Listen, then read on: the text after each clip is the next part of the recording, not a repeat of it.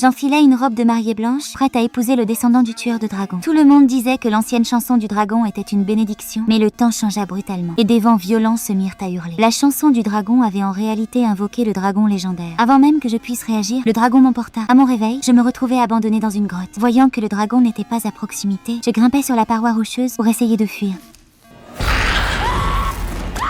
Terrifiée, je saisis une pierre pour me défendre, mais la voix d'un garçon m'arrêta soudain. Je l'écoutais et renonçai à me défendre. La petite créature cessa effectivement de m'attaquer. Par la suite, le garçon me tendit des herbes médicinales à travers une fente de la roche. Il me dit qu'il s'appelait Armin et qu'il était lui aussi prisonnier, enlevé par le dragon. Dans ce lieu désespéré et épouvantable, sa présence m'apporta un peu de réconfort. Mais au moment où je lui pris la main, une force immense me tira brusquement. L'instant d'après, le dragon réapparut. J'étais tellement terrifiée que j'en oubliais de respirer. Heureusement, l'entrée de la grotte était étroite. Il ne pouvait pas m'atteindre. Cependant, après le départ du dragon, peu importe comment j'appelais Armin, il ne répondait pas. Je frappais la paroi rocheuse comme folle et finis par réussir à ouvrir une issue. Mais quand je grimpais dehors, je ne vis pas Armin. Pire encore, je tombais droit sur le dragon. Je pris la fuite paniquée pour me retrouver au bord d'une falaise. À ce moment-là, Armin se précipita pour me calmer. Si j'étais soulagée de le voir vivant, je remarquais que la petite créature lui obéissait. Je réalisais que j'avais été trompée et reculais de peur. Pour me sauver, Armin se transforma en ce terrifiant dragon sous mes yeux. À mon réveil, je n'avais aucune blessure, mais Armin était redevenu humain et gisait inconscient à mes côtés. J'avais l'intention de le tuer, mais une pitié subite m'envahit. Au dernier moment, je luttais pour le traîner jusqu'à la grotte, trouvais des herbes et soignais ses blessures. Chaque fois que ses instincts de dragon devenaient incontrôlables, je fredonnais doucement une berceuse pour l'apaiser. Une fois guéri, Armin me confia enfin son passé. Enfant, il avait trouvé des jouets humains. Il aspirait aux humains, refusant même de se transformer en dragon. Ce n'est qu'après que son père eut été tué par un tueur de dragons qu'il éveilla son sang draconien sous la colère. Mais les souvenirs héréditaires de la cruelle race des dragons lui infligeaient une grande souffrance. Chaque dragon enlevait une mariée pour se reproduire. Il ne voulait faire de mal à personne, aussi réprimait-il désespérément sa nature draconienne. Il n'était pas un démon cruel, juste un pauvre être maudit par son sang. Alors avant de rentrer chez moi, je décidai de lui apprendre à vivre comme un humain. Nous aménageâmes la grotte, jouâmes dans la mer et regardâmes les pétales danser au gré du vent. Je lui appris à jouer de l'ocarina et il organisa pour moi un feu d'artifice à couper le souffle. À un moment donné, je n'avais plus peur de lui et mon cœur battait la chamade quand il s'approchait de moi. Mais nos hommes découvrirent les provisions que j'avais préparées secrètement. Pour mon retour au village, brisant mon cœur, il me montra volontairement le lit de pierre où les dragons brûlaient leurs épouses et me chassa cruellement. Je quittai l'île des dragons pleine de regrets et retrouvai mon fiancé qui était venu me secourir. Je mentis en disant que le dragon était tombé et mort. Puis je rentrai au village et enfila à nouveau ma robe de mariée. Mais pendant cette cérémonie vide de sens, je crus entendre au loin le son d'une ocarina. C'était la berceuse que j'avais apprise à Armin. À cet instant, je vis enfin clairement ce que mon cœur désirait. Je ne t'aime pas, j'aime le dragon. Les vents violents déchirèrent à nouveau le ciel et notre dragon apparut comme prévu. Les gens paniquèrent, mais seul je souris et ouvris les bras. Cette fois, le dragon ne m'emporta pas de force. C'est moi qui courus volontairement vers lui. Armin me ramena sur son île solitaire. Il perdit le contrôle et allait cracher du feu sur moi, mais je ne m'esquivai pas. Au contraire, je saisis sa tête et l'embrassai. Ma déclaration éveilla enfin mon amour. La lumière farouche dans les yeux du dragon s'éteignit et il s'agenouilla docilement à mes pieds. Il s'avère qu'un vrai guerrier n'a jamais besoin de tuer le dragon. Il lui suffit d'apporter l'amour et de l'apprivoiser.